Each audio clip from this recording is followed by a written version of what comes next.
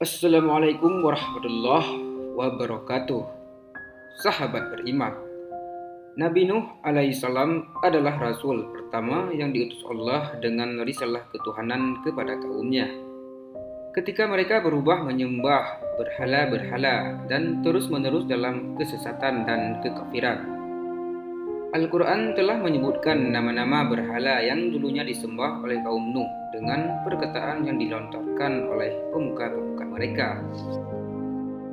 Mereka berkata, "Janganlah kamu tinggalkan Tuhan-Tuhan kamu, dan janganlah kamu tinggalkan Wad, Suwa, Yahud, Ya'ub, dan Nas, atau nama-nama berhala." Quran Surat Nuh ayat 23.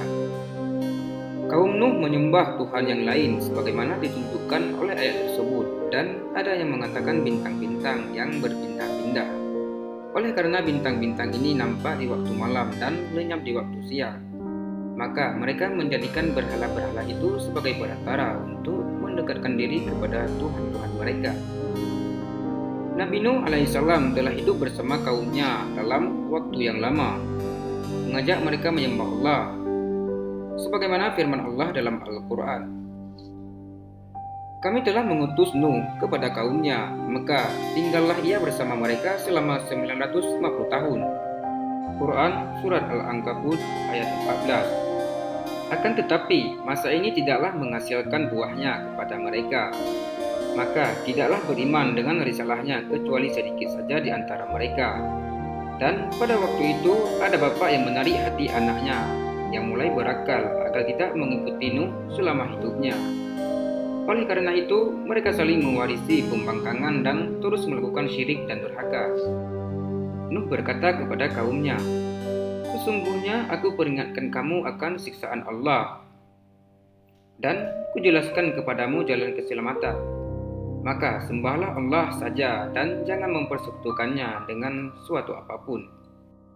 Karena aku khawatir apabila kamu menyembah selain Dia atau menyekutukan yang lain dengannya, maka Dia akan menyiksa kamu pada hari kiamat dengan siksaan yang pedih." Quran Surat Hud ayat 25-26.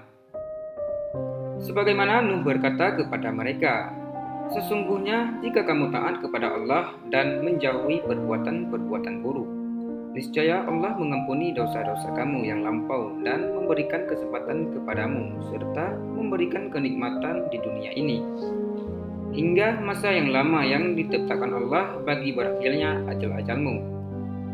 Akan tetapi, apabila kamu durhaka kepada Tuhan kamu, maka sesungguhnya Dia tidak akan memberikan kelonggaran kepada kamu.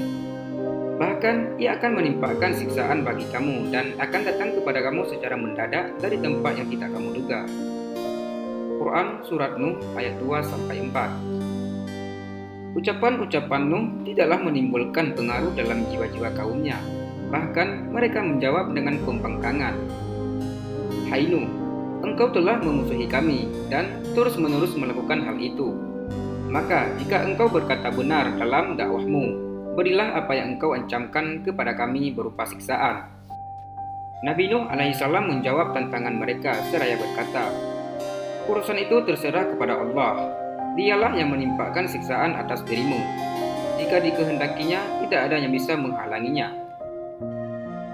Sebagaimana nasihat yang kuberikan kepada kamu tidak akan bermanfaat bagimu, walaupun aku menghendaki kebaikan bagi kamu dengan nasihat itu.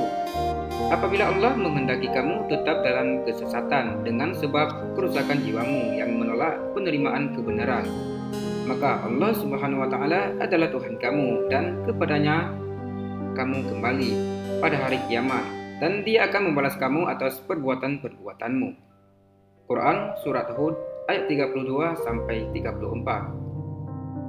Setelah Nuh merasa kesal terhadap kaumnya, ia pun berlindung kepada Tuhannya memohon pertolongan atas pembangkangan kaumnya.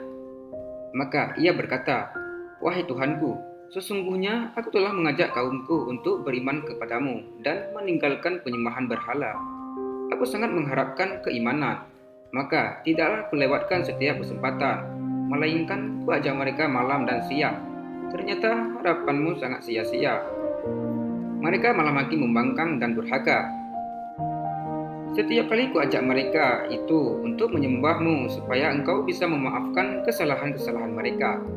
Maka mereka pun menutup telinga dengan ujung jarinya karena tidak suka mendengarkan ajakanku. Mereka sangat berlebih-lebihan dalam membangkang sampai menutup wajahnya dengan baju supaya tidak melihatku dan tidak mendengar dakwah yang kuberikan. Demikianlah mereka itu terus menjauhi dakwahku dengan rasa sombong, dengan tidak mau mengikuti dan memenuhi ajakanku. Wahai Tuhanku, aku telah mengajak mereka untuk menyembahmu berulang kali dengan berbagai cara. Kadang-kadang aku mengajak secara terang-terangan dalam kelompok-kelompok mereka, dan kadang-kadang sendirian terhadap seorang di antara mereka. Aku berkata kepada mereka, mintalah ampun kepada Tuhanmu dan bertobatlah dari kekafiran dan melakukan maksiat. Sesungguhnya Dia menerima taubat hamba-hambanya dan memaafkan kesalahan-kesalahan serta memberi ganjaran atas taubat dan istighfarmu. Maka Dia akan menurunkan bagi kamu hujan yang deras yang akan menyuburkan tanahmu sesudah kekeringan, memberi rezeki kepadamu berupa harta benda untuk kamu nikmati dan mengaruniai anak-anak yang akan membantu kamu. Kebun-kebun yang lebat akan memberi kesejahteraan kepada hidupmu, dan sungai-sungai akan menjamin pengairan bagi tanahmu. Quran Surat Nuh ayat 5-12. Dakwah Nuh tidaklah membawa pengaruh kepada kaumnya, kecuali hanya sedikit sebagaimana dijelaskan oleh Al-Quran. Tidaklah beriman bersama Nuh kecuali sedikit. Adapun sebagian besar dari mereka telah jemu dengan dakwahnya dan mendustakannya serta menganggapnya sebagai orang gila.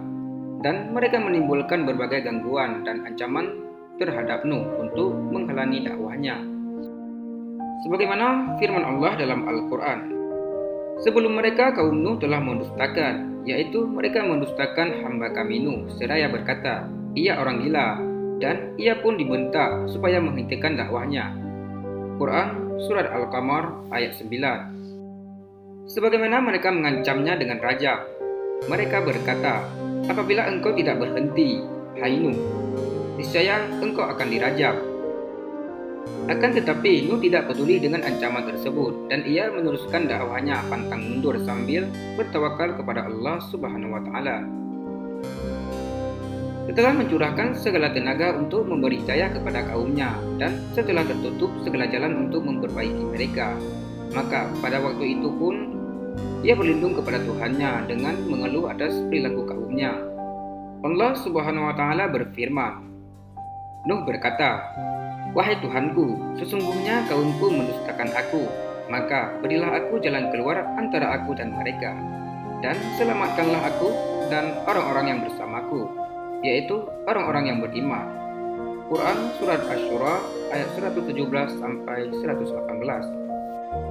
Sebagaimana ia mendoakan atas kaumnya agar binasa.